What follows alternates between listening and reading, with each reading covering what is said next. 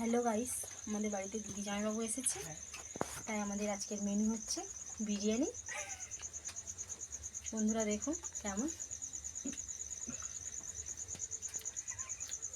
আমরা স্যালাড, মাংস কেমন হয়েছে, ইয়াম্মি।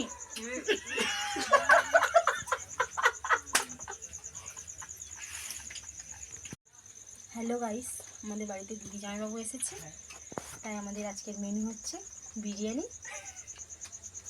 বন্ধুরা দেখুন কেমন, আমরা স্যালাড, মাংস কেমন হয়েছে, ইয়াম্মি।